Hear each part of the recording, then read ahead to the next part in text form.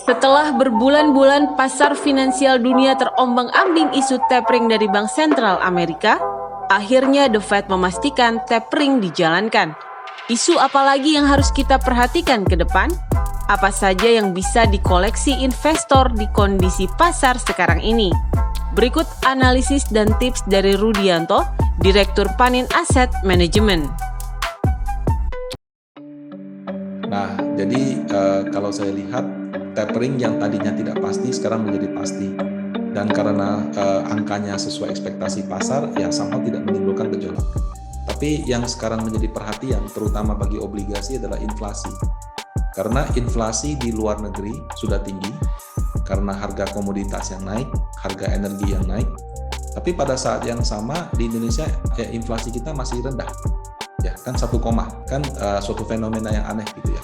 Nah kalau kita telusur kembali, ada faktor kita punya permintaan belum pulih sehingga harga barang dari pihak produsen belum bisa naikkan.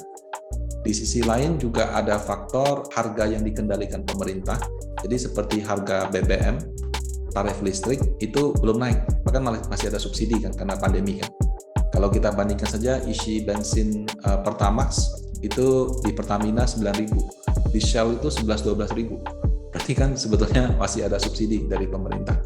Nah, jadi saya pikir subsidi-subsidi tersebut untuk saat ini mampu membuat inflasi kita sangat rendah. Plus ada lagi diskon PPNBM untuk mobil sama rumah itu juga menurut saya berkontribusi terhadap inflasi yang rendah di Indonesia.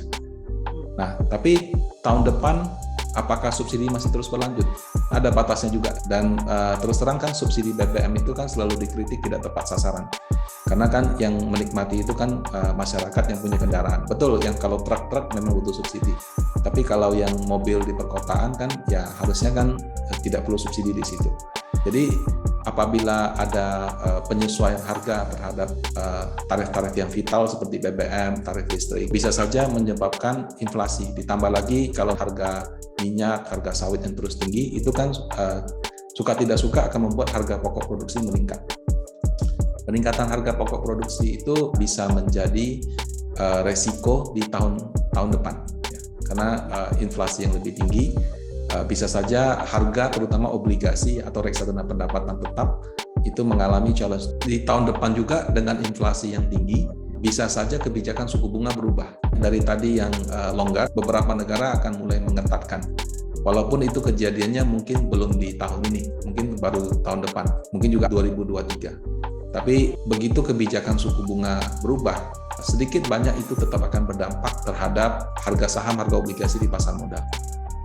Nah, itu dari sisi makronya. Nah, kalau dari sisi perusahaan-perusahaannya, ya kita lihatlah dengan ekonomi yang semakin lama mendekati normal, perusahaan-perusahaan mana yang mampu, yang mungkin tadinya omsetnya turun, labanya rugi, sekarang bisa omsetnya naik dan labanya dari rugi jadi untung atau untungnya bertambah besar.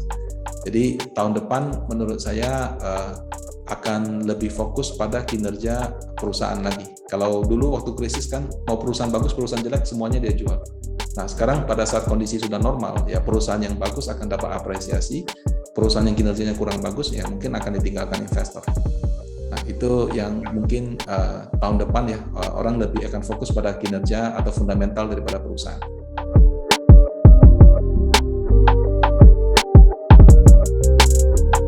Ada kenaikan cukup tinggi ya, yang bank tadinya turun sekarang sudah naik cukup lumayan. Tapi menurut kami sih bank di Indonesia itu adalah sektor yang utama ya. Jadi pendanaan emiten-emiten di Indonesia baik yang TBK ataupun perusahaan yang tidak TBK mayoritas masih dari bank. Jadi kalau ekonomi ini pulih akan tercermin dari laporan keuangannya. Jadi walaupun harganya naik, menurut kami potensi untuk naik lagi itu tetap masih ada. Sektor properti ya kami lihat juga harusnya sektor yang diuntungkan dengan era suku bunga rendah.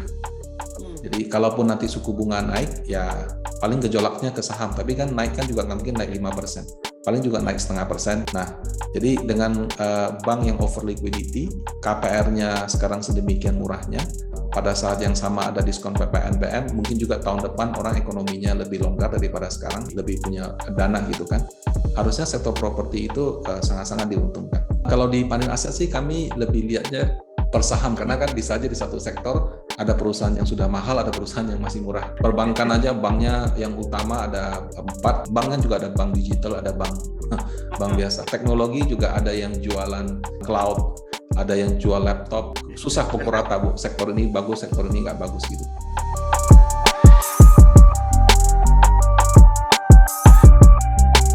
Ya, kalau sekarang, kalau harganya sudah mulai naik tinggi, orang harus lebih concern pada fundamental, karena ketika dia sudah naik tinggi, maka potensi untuk naik lagi itu terbatas, potensi untuk koreksinya semakin besar.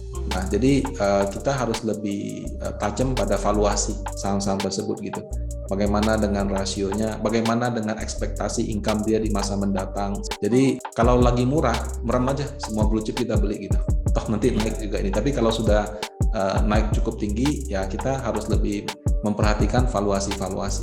Jadi kalau harga sudah tinggi, itu akan lebih butuh teknik, kemampuan melakukan analisa fundamental.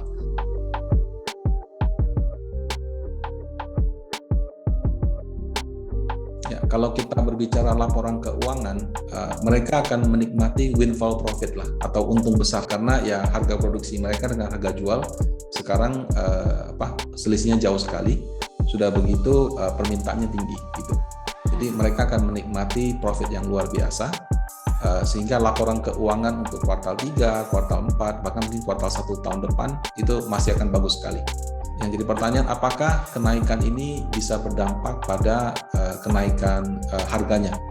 Nah, sebagaimana kita tahu, sektor coal sama CPO itu dipersepsikan sebagai sektor yang tidak ESG. Satu dibilang kotor, yang satu lagi dibilang deforestasi. Nah, jadi itu akan menyebabkan investor asing mungkin nggak bisa masuk kalau dia basisnya ESG. Kemudian secara perusahaan juga akan berdampak. Kalau saya bank, saya kan nggak melanggar ESG. Tapi kalau saya memberikan kredit ke sektor ini, saya dianggap bank yang tidak ESG. Sehingga bank juga mungkin akan membatasi kredit. Jadi itu akan menyulitkan bagi perusahaan-perusahaan sektor tersebut untuk melakukan ekspansi di masa mendatang. Sementara yang namanya batu bara itu pasti habis kan. Kita kan harus eksplorasi, kita harus bikin teknologi yang tinggi. Tapi itu kan semua butuh biaya. Kalau sekarang bank nggak mau kasih pinjaman, mau terbitin saham, pembelinya berkurang, otomatis kan susah saya. Jadi di masa jangka menengah gitu, menurut saya supply-nya akan susah untuk meningkat. Itu juga terjadi di kelapa sawit. Jadi dibilang itu deforestasi, dibilang melanggar HAM karena mempekerjakan orang di bawah umur, menyebabkan sentimen negatif. Sehingga kalau mereka kesulitan pendanaan, berarti kan kelapa sawitnya mungkin pupuknya yang tadinya 100 mungkin jadi 50. Harusnya mereka replanting yang sudah tua, karena kesulitan modal, replantingnya nggak semaksimal mungkin. Nah, itu kan akan berakibat berapa tahun dari sekarang, supply-nya akan menurun. Tapi kalau dalam konteks saham, ya maka laporan keuangannya bagus akan bikin harga sahamnya naik. Yang beli akan kebanyakan lokal. Asing mau masuk juga kena batasan. Apakah bisa harganya naik? Kita nggak tahu. Bisa naik, mungkin juga tidak. Kalau dia untungnya tinggi atau dia membagi dividen sekaligus besar, biasanya itu menjadi sentimen positif. Tapi karena partisipasi investor asing juga terbatas, potensi penguatan harganya menurut saya juga mungkin agak limited. Walaupun menurut saya proses peralihan ke energi bersih itu nggak akan terjadi tahun depan, bahkan 5 tahun lagi juga enggak.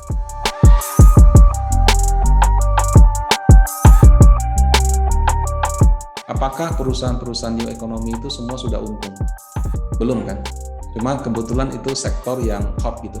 Kenapa lagi hot ya? Karena dulu waktu pandemi terjadi perubahan perilaku yang tadinya offline menjadi online gitu. Jadi mereka dapat sentimen.